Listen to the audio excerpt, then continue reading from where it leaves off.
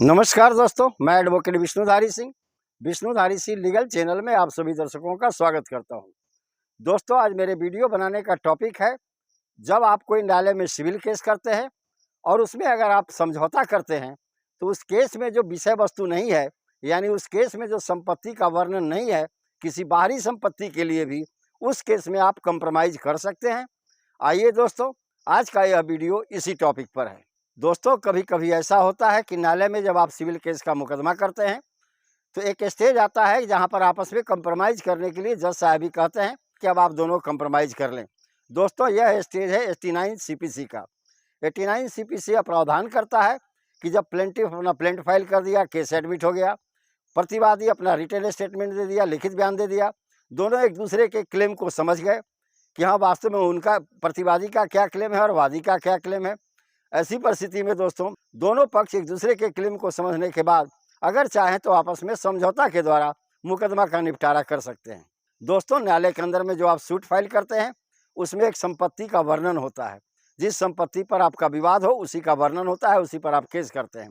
लेकिन दोस्तों, आज के मेरे वीडियो का टॉपिक है कि क्या किसी बाहरी संपत्ति को, जो इस मुकदमा के अंदर में जिसका वर्णन नहीं किया गया है, उस बाहरी संपत्ति को भी कंप्रोमाइज के आधार पर निर्णय न्यायालय से कराया जा सकता है। दोस्तों, आइए देखते हैं ऑनरेबल सुप्रीम कोर्ट इस मुद्दे पर क्या कहता है। इस केस का टाइटल है दोस्तों, रिपु दमन सिंह जो अपीलार्थी हैं, बनाम यानी वर्सेज टीका महेश्वरी जो रेस्पोंडेंट है यानी उत्तरदाता है। दोस्तों, इस केस का सिविल अपील नंबर है 2336/2021। डेट ऑफ जजमेंट है दोस्तों 6 जुलाई 2021। दोस्तों, सिविल अपील नंबर देने मेरा ये उद्देश्य होता है कि आप जब चाहें गूगल पर जाएं और इस सिविल अपील नंबर के द्वारा आप इस केस को सर्च करके अपने केस में उपयोग कर सकते हैं।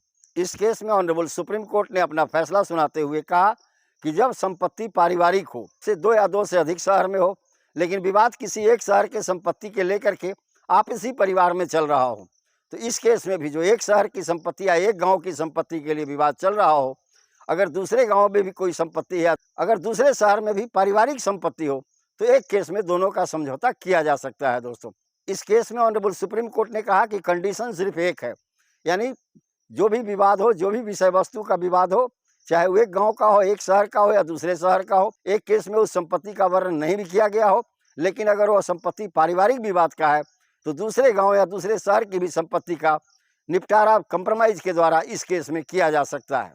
और इस प्रकार का डिग्री जो कंप्रोमाइज के आधार पर इस सूट में दिया गया, वह दूसरे शहर या दूसरे गांव की भी संपत्ति पर मान्य होगा। तो दोस्तों, इस प्रकार आप देख रहे होंगे कि ऑनरेबल सुप्रीम कोर्ट ने रिपु दमन सिंह वाले केस में अपना निर्णय सुनाते हुए कहा कि अगर संपत्ति परिवार का हो, लेकिन केस अगर एक ही जगह की संपत्ति को लेकर चल रहा हो, तो दूसरे जगह की संपत्ति पर भी कंप्रोमाइज किया जा सकता है। इसे रजिस्ट्रेशन कराना जरूरी नहीं है, क्योंकि यह पारिवारिक संपत्ति है और 2 या 2 से अधिक जगह की संपत्ति को किसी एक केस में कंप्रोमाइज के आधार पर निर्णय किया जा सकता है। तो दोस्तों, आज का मेरा टॉपिक भी यही था। किसी एक केस में अगर एक जगह की संपत्ति के लिए विवाद चल रहा हो, तो क्या दूसरे जगह की संपत्ति को भी इस सूट में लाकर कंप्रोमाइज के आधार पर समझौता किया जा सकता है और न्यायालय से फैसला लिया जा सकता है। तो हाँ दोस्तों, न्यायालय से फैसला लिया जा सकता है। उपरोक्त रिपु दमन सिंह के केस में ऑनरेबल सुप्रीम कोर्ट ने अपना यह निर्णय सुनाया। धन्यवाद दोस्तों, यहीं पर मेरा वीडियो समाप्त हुआ। अगर यह मेरा वीडियो आपको पसंद आया तो आप इसे लाइक करें, सब्सक्राइब करें, अपने साथियों को शेयर करें। धन्यवाद। अब विशेष अगले वीडियो में।